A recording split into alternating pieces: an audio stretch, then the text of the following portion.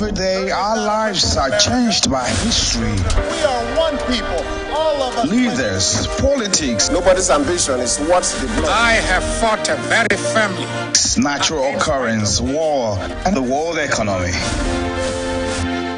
I belong to everybody, and I belong to nobody. ATN covers it all on Atn Politics today.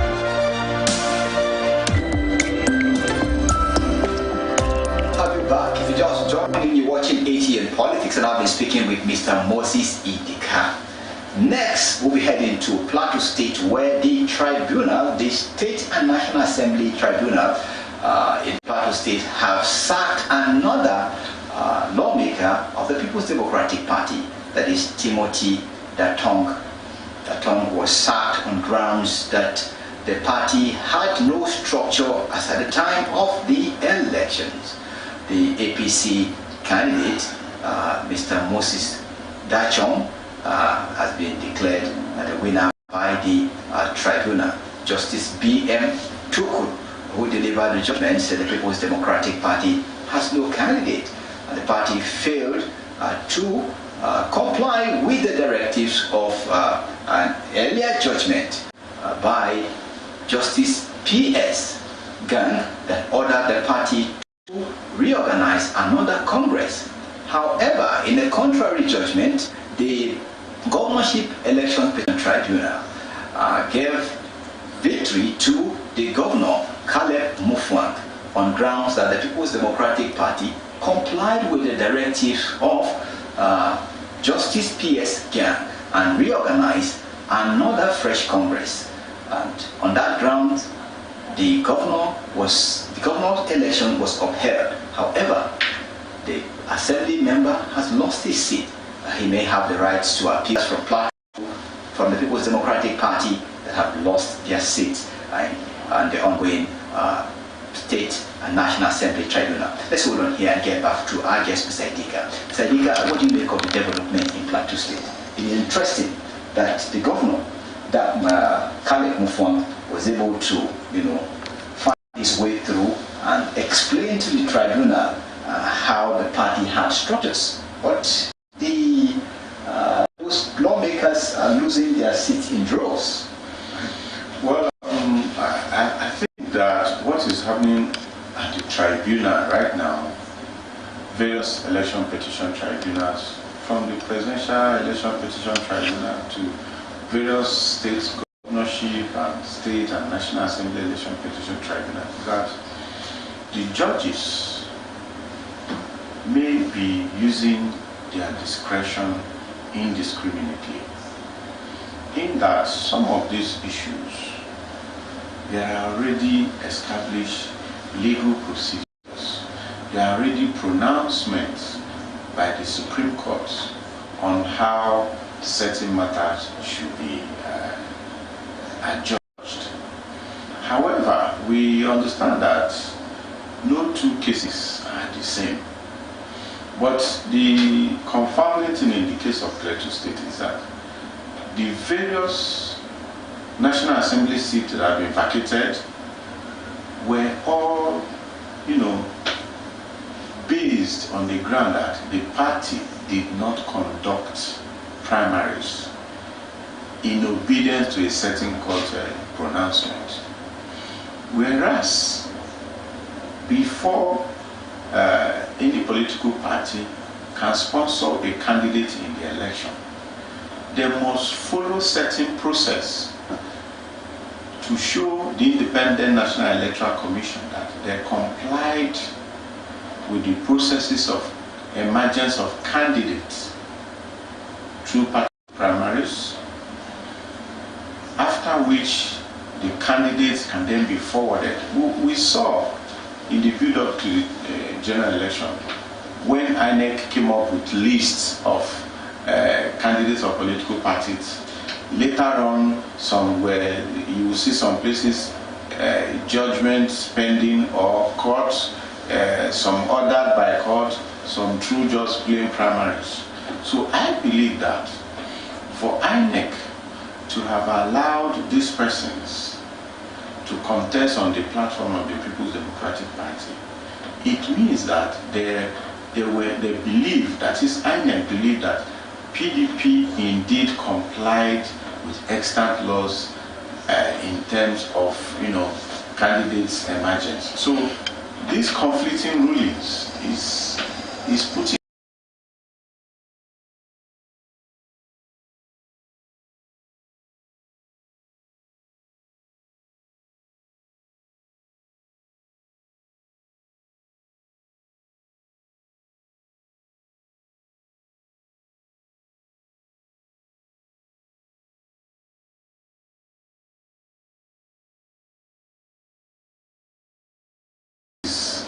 conflicting rulings is they are disturbing, but I believe that as the cases narrow to the appeal court and to Supreme Court, we just have some breathing space. But you are not a lawyer, Mr. Idika. Of course, I know you're not a lawyer, but you're someone who has been in the political environment for quite some time, and being a journalist, you have followed political matters for quite some time now. The issue is, you have rightly pointed out that the judgment coming from the tribunal appears to be indiscriminate. You hear one saying this and the other saying something contrary. The issue is, how can we as a nation, how do you think the judiciary can deal with this issue such that pronouncement would seem to have some semblance in judicial pronouncement? Well, it's not that judicial pronouncement should be like one size fits all. No. But when the law says this should be like this, let us respect that law. One of the biggest problems we have in Nigeria today is that we do not allow the institutions of government to function. Institutions of states, like the courts, like INEC, like, the civil service. Someone comes and tries to go around or dance around the law or the procedures, and then, like they say, go to court. You go to court, people cut deals. It's not secret that judges now cut deals. They have middlemen, You see all manner of petitions to National Judicial Council against some of these judges. So these things, because they say that the judiciary or the courts is the last hope of the common man. So if this judiciary becomes a trading point, where do we go from here? So I think that the National Judicial Council must stamp their feet on the ground and get judicial officers to uphold the law and constitution of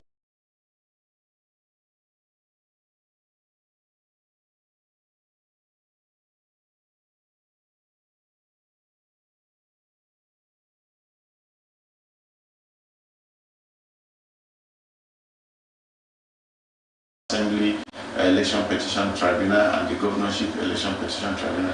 The judges say we are going to do this based on facts before this court and not on technicality. And we are telling the lawyers, don't bring technicality. But at the end of the day, the judges now rely on technicality and not the law in ruling, in giving rulings. So I think that there is a lot of work on the table of National Judicial Council to call these judges to order. A country cannot run like this. I mean, the case we see in Plateau is not confusing, it's rather saddening. Because I believe that the panels, they sit together and they look at all this. And so what is, okay, now that of the governorship is going to the Supreme Court. I won't be surprised if those of the National Assembly get to the appeal court and we still have conflicting judgment based on the same ground. So that is why I'm saying that they are taking too much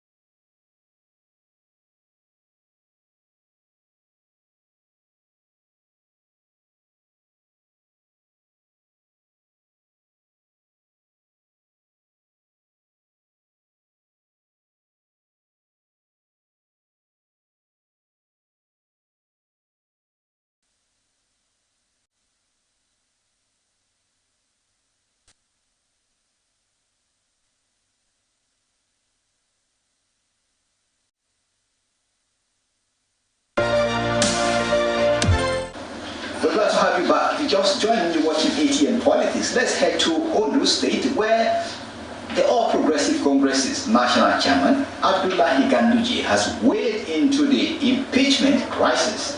To where the Assembly have commenced to move to impeach the deputy governor of the state.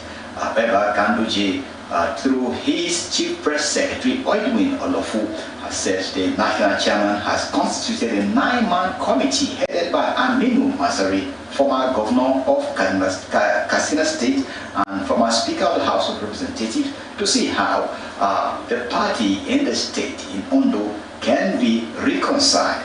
Foreign faction can be brought on the table. The chairman of the party charged the committee headed by Masari to bring every stakeholder on board, ensure that all warring factions are heard, such that the party will be placed in good shape.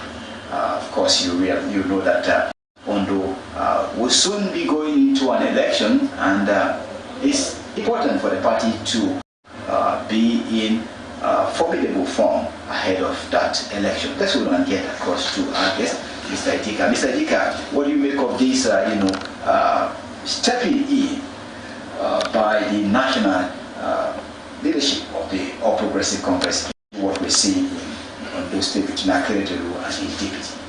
Well, you know what they say, if you must come to equity, you should come with clean hands.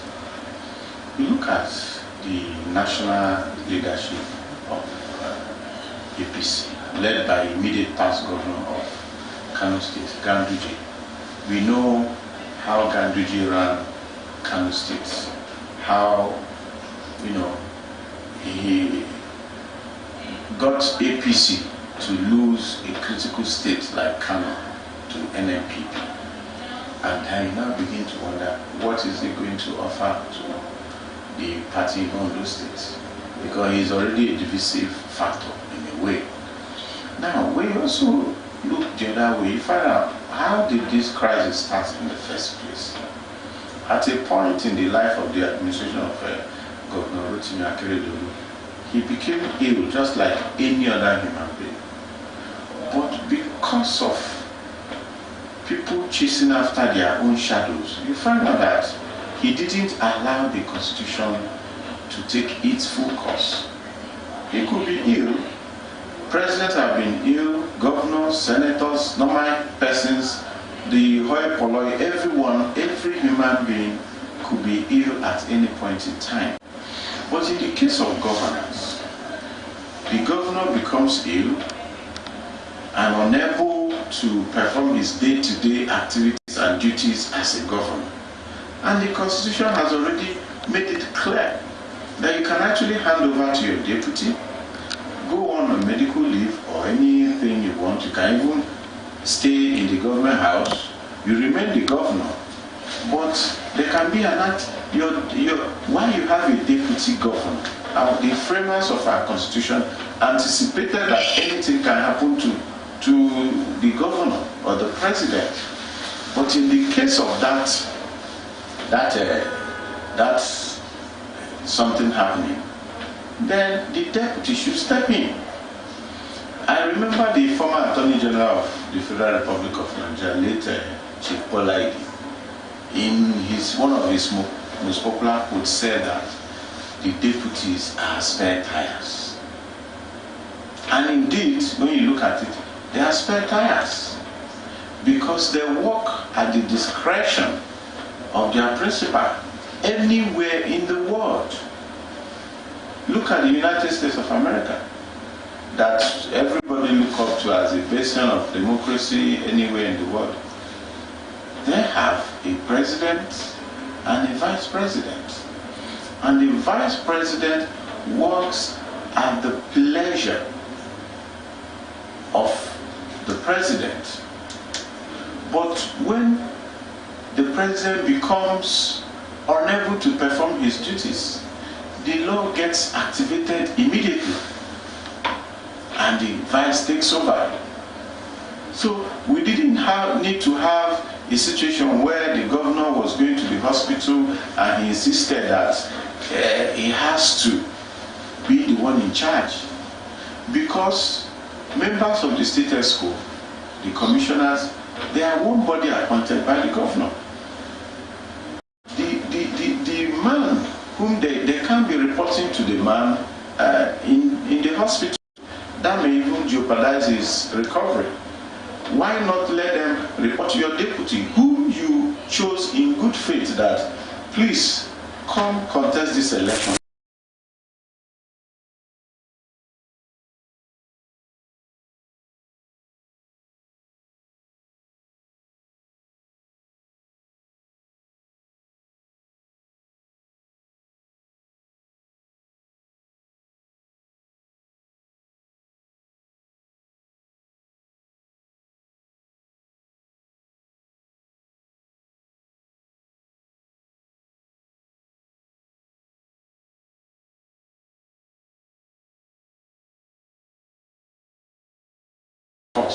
We'll be having all these issues. At a point, the governor came back from hospital.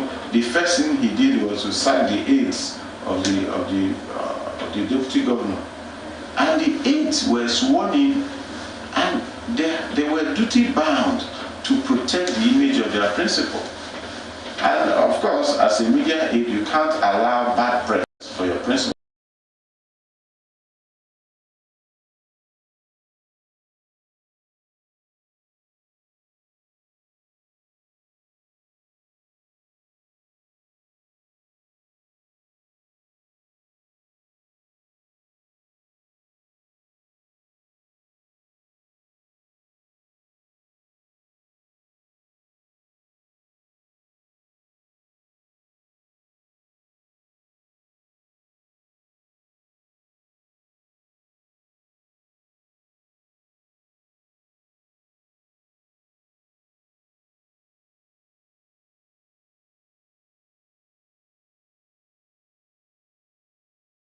The deputy may be heard just for, to balance it, but when governors in Nigeria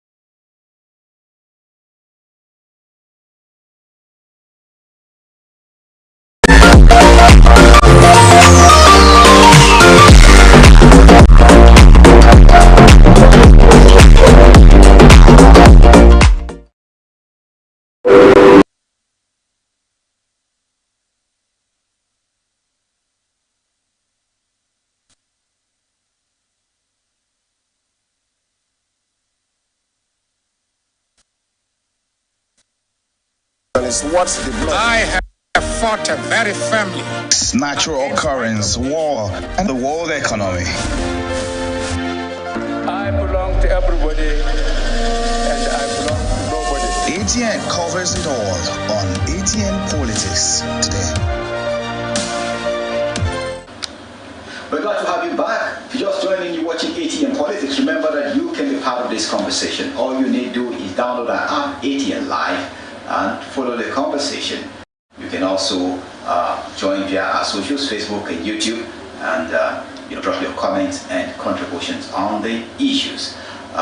Next, for consideration, which is the final issue, has to do with the independent anniversary. Nigeria will be celebrating its 63rd anniversary in days, and this will be President Bola Ahmed Tinubu's first commemoration. The independent anniversary is expected to be celebrated in low key. Nigeria at the moment is grappling with a lot of challenges and economic to security, and we will be looking forward to seeing how the president will deal with the issues. But let's hold on here and get across to Mr. Idika. Mr. Idika, this is Tinubu's first independent commemoration. What do you make of, what do you think the president will be telling us? He has spent about 4 months in office, thereabout. Well, I think that the only thing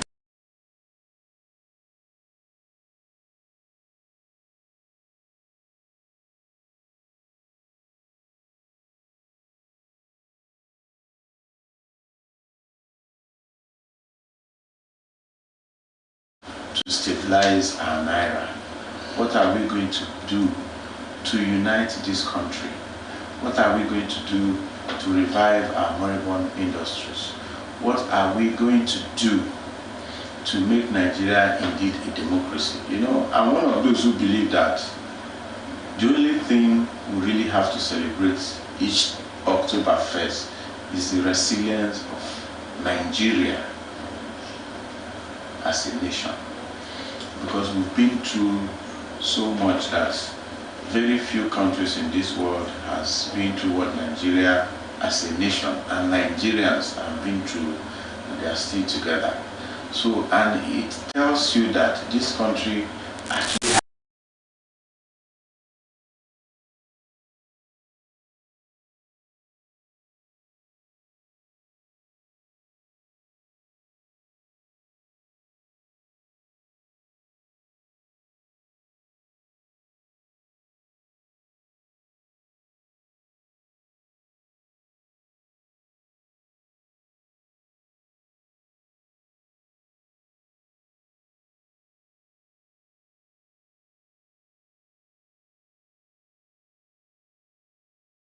are leaving the country because they cannot hone their skill even in their own fatherland. So we are a great country. Yes, we have something to celebrate that we've been together for 63 years. But we have to become a nation. Right now, we haven't become a nation. A nation becomes a nation when they have common goal, common aspiration. Nigeria at present is not united.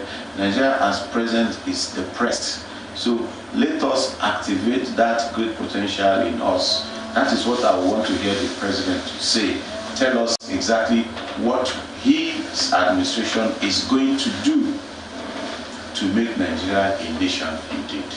Well, let's look forward to seeing that the president will say this. Perhaps he might be saying something to the contrary, or maybe something even much encouraging to Nigerians. But this is where we'll be calling it a wrap on the show. I would like to say happy independent anniversary to you in advance. This is where we want to appreciate our guest as well. Mr. Idika, thank you for coming on the program, your time and contribution. Thank you very much. To our viewers back at home, thank you for being part of ATN Politics today. Remember that you can also be part of this program. You can join via our social media platforms. You can also download our app and follow the conversation. Or you can watch us on StarTime.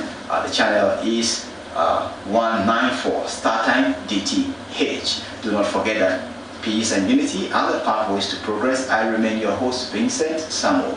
Do enjoy the rest of your weekend. Bye-bye.